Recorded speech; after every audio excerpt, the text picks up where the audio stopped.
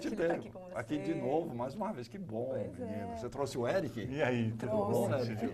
Beleza? Que bom estar aqui. A gente estava falando lá fora, as meninas do conto, 21 anos, 20 anos? Quase 21. Quase 21. Quase 21. Maioridade maioridade mesmo, né? né? Menina, que grupo coisa. de teatro. Quantas peças ao longo desse tempo? Nós fizemos 9 peças, né? 9 peças. 9 peças. Um repertório legal, Um né? repertório legal. Agora, bastante. normalmente, quer dizer, normalmente não, até então, peças dirigidas para o público infantil, infanto-juvenil. Aham. Nós começamos o trabalho contando histórias. Contando histórias. Nós Chama já éramos formadas como As atriz. Meninas do Conto. Isso, por isso esse nome. A gente não sabia que nome dar, na verdade, para esse grupo. E as pessoas chamavam a gente de... Chama as meninas do conto lá. Aquelas meninas que contam história, aquelas meninas do conto. E o nome ficou para o grupo.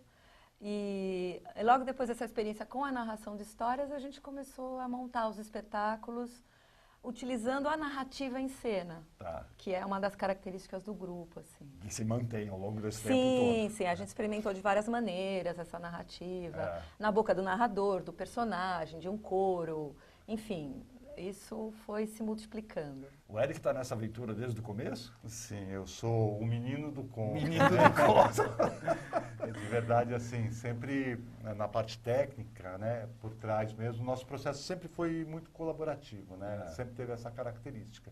Mas de uns anos para cá eu tenho assinado a direção dos espetáculos, né? O último foi o Caminho da Roça. Vocês vieram aqui o ano passado mostrar. Estive aqui o ano passado e agora 1000 Mulheres e uma Noite. Legal. 1000 mulheres e um diretor. Vocês né? têm, diretor, vocês têm ideia de quantas pessoas já viram os vossos espetáculos? Olha, muita gente, Muita Atílio, gente, né? muita gente. A gente circulou bastante com os espetáculos. Não só na cidade, como no interior. Sim, Brasil, Brasil, também, né? viajamos muito por aí. Olha, eu não faço ideia, mas é muita gente. Você estava comentando aí um fato muito curioso e muito bonito, né? Que é o fato de que algumas pessoas que assistiram as primeiras peças e eram crianças na época, hoje são adultos. Isso. Nas peças infantis, algumas trazem os filhos, né? Trazem as filhas.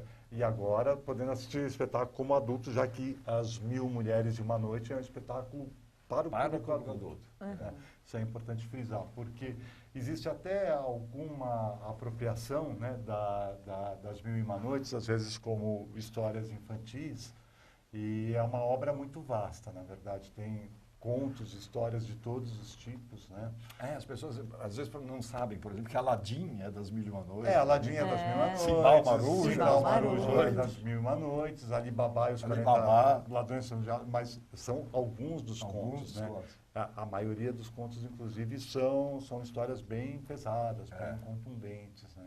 Aliás, é muito curioso a gente saber que a maioria das histórias infantis que a gente conhece hoje em dia, que são muito açucaradas, são muito Walt Disney, né? Aquela coisa.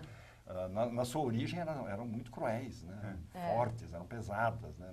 Que tinham uma moral muito forte, né? Essas histórias ainda permanecem. Eu acho que, na verdade, o cinema fez bastante isso com as histórias de tradição oral, porque aí era outro veículo, outra maneira de conversar com o público, outra linguagem. E aí muitas adaptações aconteceram, mas quando você lê a história na íntegra, no original dela, mesmo Branca de Neve, né? Muito cruel a maneira que a... Eu tenho em casa uma tradução do Monteiro Lobato para essas histórias infantis. Você lê aqui e fala, meu Deus do céu, eles contavam isso para as crianças. É que a história ela tem toda uma carga simbólica, uma maneira de falar do ser humano para o ser humano, dos enfrentamentos da vida. Então, essas maneiras de... né, as soluções...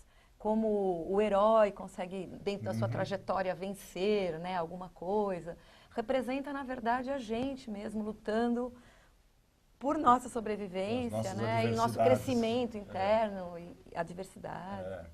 Agora, as 1000 e uma Noites, né? Vamos relembrar para quem está vendo agora, Sherazade. Quer dizer, ela começa a contar histórias, a cada noite uma história diferente. Para escapar muitas pessoas não conhecem essa história de moldura. Eu chamo de história de moldura porque é a história que permeia o livro. Abraça todas as outras histórias. Que é a grande história e tal. Então, Sherazade, na verdade, é o seguinte, é a história do sultão Shahriar, que é traído pela mulher, ele descobre que ele é traído, ele fica tão possesso que ele mata a mulher, mata o escravo do qual ela tinha traído ele, mata todas as concubinas dele, que são as outras mulheres dele. Mulheres do harém dele. Mata todas elas. E daí ele decide que ele vai se casar à noite com uma mulher e deflorar essa mulher. E na manhã seguinte vai matar. Vai matar. E isso E começa... essa mulher é a Sherazade. Não, aconteceu com muitas outras mulheres antes da Sherazade. A cidade está, assim, vivendo um drama terrível. Os pais desesperados, porque as mocinhas começam a morrer, né? Quem era da corte morreu, quem era que tinha uma classe mais alta morreu também, começa a pegar as pessoas do povo. Enfim, as mulheres começam a morrer. E a Sherazade, que é filha do vizir, ela pede para se casar com ele. Porque ela tem esse plano. Quero saber dessa parte da história. Ela pede para casar com ele porque ela tem esse plano. É uma mulher muito estudada, uma leitora. O vizir cuidou dela, assim, educou essa Deu uma mulher. educação para ela. Incrível. Numa época que as mulheres não tinham esse tipo de educação. Então, as filhas dele eram muito cultas, conheciam livros, conheciam histórias, sabiam sobre medicina, sobre astronomia. E essa mulher, que se chama Sherazade, decide salvar as mulheres do reino dela. E ela se entrega a ele com esse plano de contar histórias e atrair a atenção dele para que ele permita que ela viva numa outra noite. Mas ela vai deixando ganchos na história. Isso. Né? Ela conta uma história e deixa um gancho. E ele fica desesperado porque ele quer saber como é que vai... até qual é a continuação dessa história. Porque nessa época e nessa cultura, né, na cultura árabe, você só pode contar histórias à noite. Então, aliás, é uma tradição. Contar história é uma tradição árabe, né? Sim. Aquela coisa em torno da fogueira. Vários povos, várias culturas têm essa tradição. Mas os árabes, acho que são um povo que por ter essa obra registrada, mostra que há muito tempo isso já acontecia. E a história só pode ser contada no limiar do dia para a noite, ela tem que ser interrompida da noite para o dia. Quando Por isso que começa a nascer o sol, o gancho. Ela fala assim, desculpe, mas eu tenho que parar, porque o sol está nascendo. Mas de verdade... Se o sultão me permitir, terminaria essa história na próxima noite. Claro! Quero saber o que vai acontecer. Novela, né? Novela, o princípio da novela. Abre a porta, o gancho da novela. O próximo capítulo. Agora, essa história, né, que é a moldura, que é o pano de fundo de todas as outras histórias, é já em si uma história de opressão feminina. Claro. E a gente casou ou escolheu as histórias, inclusive, das Mil e Uma Noites, seguindo essa premissa mesmo, né? De cruzar com histórias contemporâneas. Então, tem esse baque, porque às vezes eu estou ali assistindo uma história que está num tempo e espaço mítico, que parece que é em outro lugar, que isso é muito longe daqui, que isso não aconteceria aqui, e de repente vem o dado de realidade. Isso está dentro de todas as histórias. Então, essa identificação entre o milenário e o contemporâneo é muito forte na montagem, muito impactante. As pessoas se identificam muito com isso. Mas isso aconteceu principalmente porque, ao ler essas histórias, nós começamos a nos deparar com uma questão extremamente machista.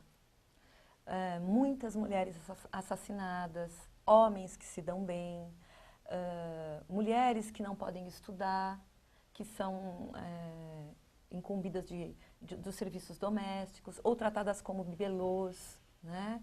Então a gente começou São formas de repressão, né?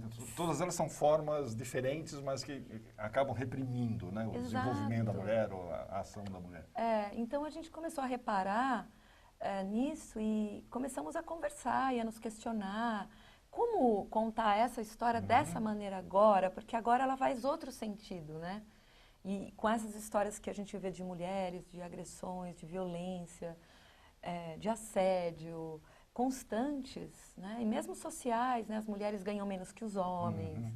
Tem menos chance. Os lugares onde as mulheres estão, né? Exato. E a gente tinha um material inicial que agora não para de se retroalimentar, né? Porque cada dia vem uma coisa e isso vai entrando no espetáculo também. Agora, como é que isso é colocado em cena, então? Como é que isso é resolvido no palco? Você tem que ver.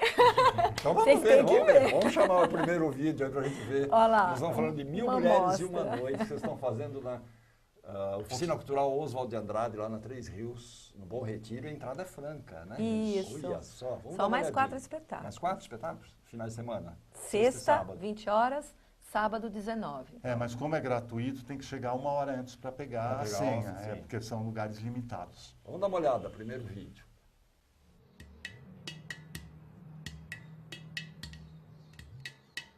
Saiba que mesmo que me retalhem postas, eu não farei o que você quer. Saiba que mesmo que me retalhem postas, eu não farei o que você quer. Saiba que mesmo que me retalhem postas, eu não farei o que você quer.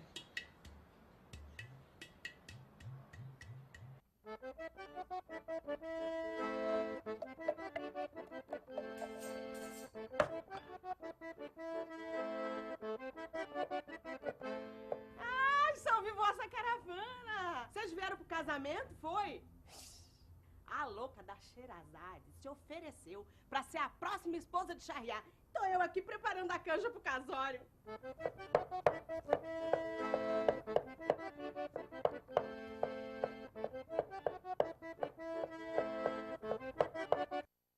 Olha, mesmo que me retalhem postas, eu não farei o que É uma história bem bonita. Essa é uma história acho que é do volume 3, porque nós pegamos uma tradução do árabe para o português. Porque muitas vezes você pega do francês para o português ou do inglês para o português.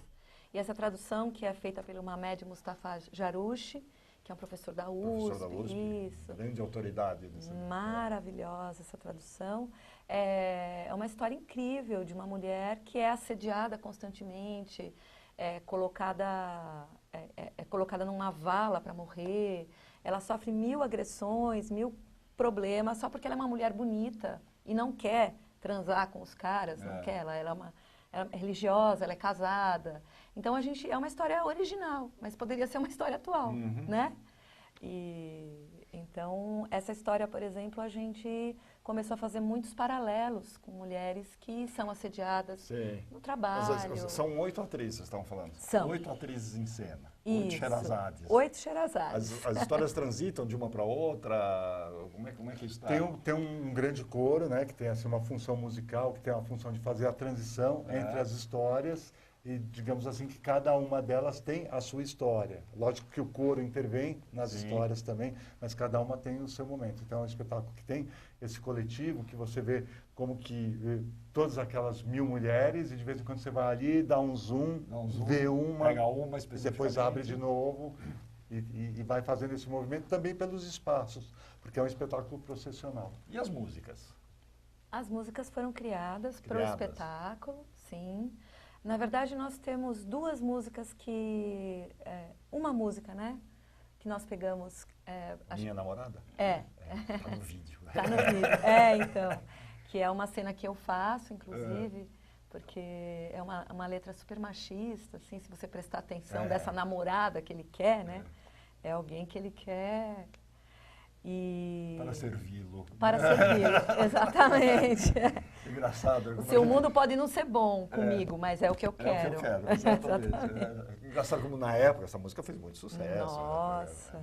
Não, mas até hoje, viu, Atílio? Porque a cena, ela acaba desnudando esse lado da música e as pessoas ficam meio chocadas, assim, nossa, eu nunca tinha pensado. O contexto da cena, exatamente. justamente... Isso que eu ia falar, como na época a gente não se ligava, né? Eu cantarolava isso, não sei o que, não percebia esse lado. Exato. Porque a melodia dela é maravilhosa, a melodia é incrível dessa música. E foi muito cantada, foi um grande sucesso. Né? E a música toda ao vivo. Sim, nós temos 2 musicistas, uma delas que também é atriz, que faz cenas com a gente. A gente toca sanfona, teclado, vários instrumentos percussivos. Então, em cada cena, a gente criou... A gente tem uma diretora musical, que é a Fernanda Maia. A diretora. Extremamente competente, maravilhosa. E nós temos a música da cozinha também, né? Que é uma música... É o pedido do Elomar. Do Elomar Ferreira de Melo? Nossa, que chique. Vamos ver o segundo vídeo aí, que é onde aparece essa música, né? Minha namorada. As 1000 mulheres e uma noite. Oficina Cultural, Oswald de Andrade, Rua 3 Rios, sexta às 20 horas. Sábado às 19. Chega antes. Entrada franca, cheguei antes. Se você quer ser minha namorada, ai que linda namorada, você poderia ser. Se quiser ser somente minha, exatamente essa coisinha, essa coisa toda minha, que ninguém mais pode ser. Você tem que me fazer um juramento de só ter um pensamento, ser só minha até morrer. Hoje é um dia de festa, uma comemoração. Hoje é um dia de festa, uma comemoração. Que festa é essa? Ah, essa festa. Essa festa é triste. Parece uma cena, né? Que vai acontecer uma festa incrível e tal. Mas é uma história de um sequestro, de uma mulher sequestrada, que é uma história das Mil e Uma Noites. E a gente faz um paralelo com mulheres atuais, né? De várias notícias que a gente tem de mulheres sequestradas, que ficam anos sequestradas. Nossa, a vida escondidas. inteira, né? Caso, Tem assim, filho absurdo. com sequestrador, 30 né? anos, 20 e tantos anos, uma coisa absurda. Né? E a gente faz esse paralelo. Quem fez os vídeos foi a Bruta Flor Filmes. Lindos vídeos, São né? duas pessoas, Muito bonitos. duas meninas incríveis, maravilhosas, Bruta Flor que têm Filmes. uma sensibilidade. E vocês ficam lá então mais 2 semanas só? Mais 2 Esse final de semanas. semana e o próximo? Mas Isso. 4 espetáculos. 4 espetáculos. Sexta é feriado agora. E... Mas aproveitar, temos, gente. vamos São os 2 feriados, Dois na verdade, feriados, as 2 sextas. sextas-feiras. Sexta às 20 horas, sábado às 19. Isso. Né? A entrada é franca.